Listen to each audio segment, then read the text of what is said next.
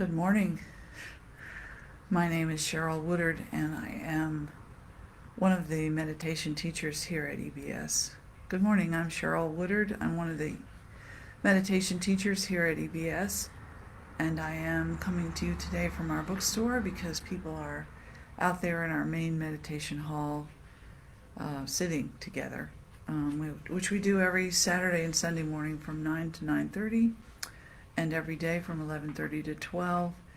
And there are just all kinds of things going on here every day of the week, so check our website to find them. But today, I want to talk about what difference does it make. And I was driving last night on the way home from a concert when a guy in a big truck right behind me blasted his horn at me, and the sound rattled through my body, and it was so loud and aggressive, and I got out of his way, and he went zooming off, but I still felt rage welling up in me, and it was amazing how fast my world changed from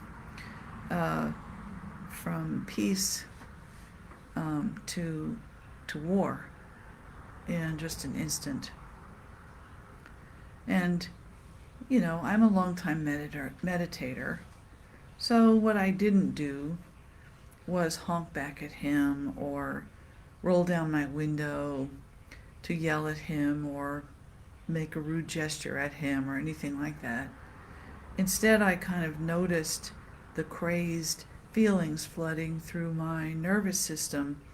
I acknowledged them, and I marveled at how strong and deep my body had reacted to that sound, to somebody making that sound deliberately at me.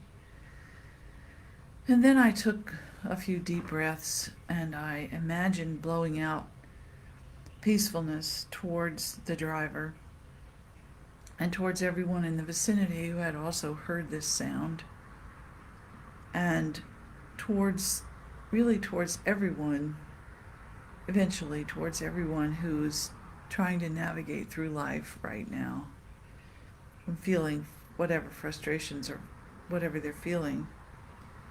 And I'm thinking about that incident because recently I watched one of my favorite teachers. Her name is Heidi Koppel.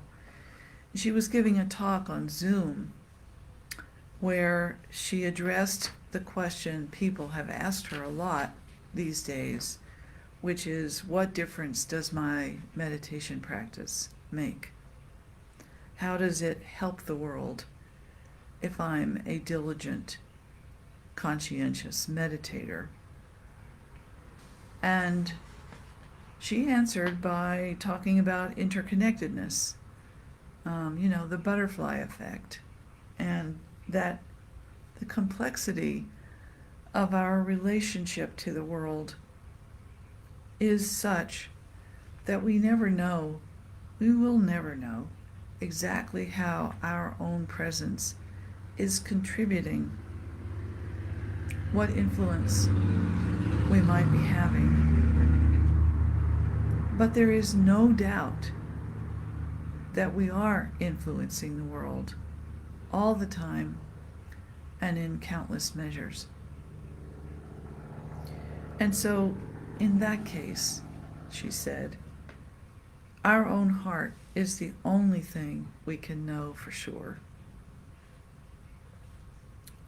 The rest is too complicated, too complex to know with any certainty, but our own heart is something we can know. And in my car last night, I saw that she's right. Maybe that guy was in the middle of an emergency. Maybe he was racing home to rescue people from a burning house, or to deliver someone to a doctor, or something like that. I'll never know. But I could, and I couldn't do anything about what he was dealing with anyway, even if I did know what it was. But what I could do was resist the urge to rage at him and more than that, even to wish him well. And in that silent struggle that he wouldn't even know about, or the people around me wouldn't even know about, but in that silent struggle, I could save my own heart. And who knows, maybe save somebody else's heart too. I don't know. So this is what I've learned over all these years of meditating, that I've trained myself to sit still through the blaring horns and angry gestures around me, to cultivate peace the way people cultivate vegetables in their gardens, not because my vegetables are going to feed the world, the whole world, or save the whole world, but just to make something nourishing and wholesome with my own hands that will be good and of benefit for me and for the people close to me, anybody nearby. So I credit my meditation practice with giving me something that I could do last night when this thing happened in my car. I could feel my body. I could breathe it out. I could imagine peacefulness, and I could generate compassion. Because that's what I've been doing on my meditation cushion for all these years. I know what to do when times get loud and scary. So here's the meditation that I do. I want to share it with you. It has 4 parts: settling, opening, observing, and softening. So SOOS. Settle means taking an upright but comfortable posture on a good secure cushion in a time and space where you won't be distracted, where the temperature in the room is comfortable and the lighting is appropriate. And part of settling is putting together these circumstances that will support your meditation: seating, the temperature, freedom from distractions, safety, and so forth. The first thing I do when I sit down is scan my body and notice any places with tension. Usually when I notice tension, it fades away by itself. But sometimes I have to move my shoulders, or breathe into my belly, or just deliberately invite my body to let go of tension. And last night in my car, I was breathing down into my belly, and I was focusing on my seat, on the cushion, feeling myself seated in the car, driver's seat, and, protected in that way, grounded. Opening is the next step, and we use breath to open our awareness so that we include the space around us in our awareness. So you feel your body breathing in and out.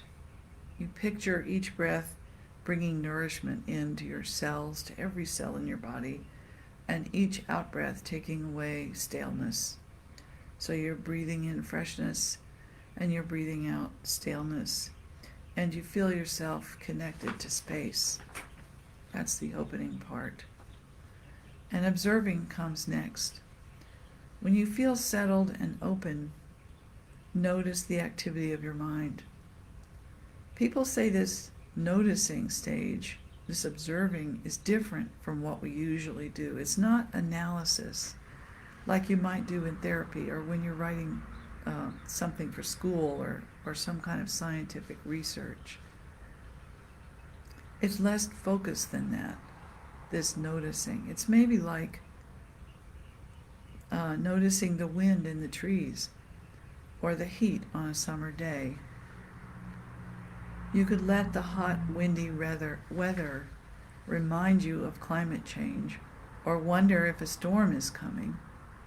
You could do that when you notice the hot, windy weather. You could make a case out of it for something. You could make it worrisome, or something that you have to do something about, or you could just notice the wind and the heat, and do nothing more than just noticing them.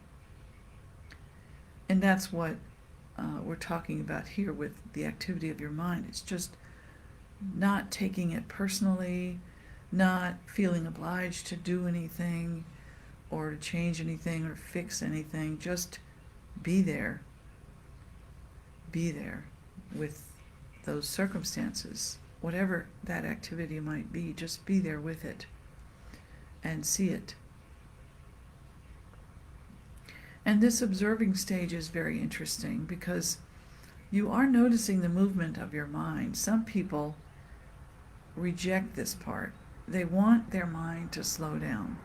They want more than anything to just have nothing going on, to just stop everything.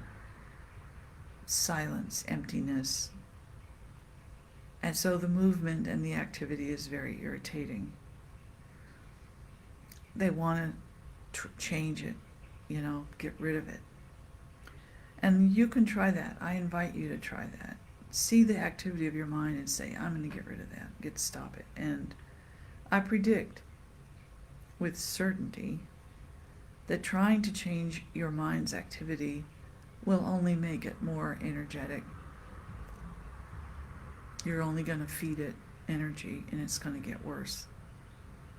So instead of that, when you see the movement of your mind, go back to your body and your settled breath, your settled breathing body.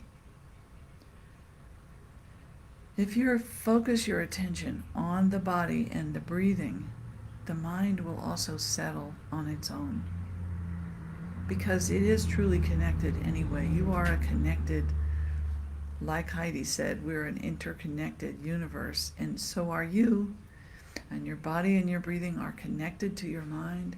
And if you settle your body and you notice your breathing and you focus your attention on the breathing, which is also settled, then the mind will settle too. And whenever you get carried away in this meditation session, when you get lost, you just come back to the body.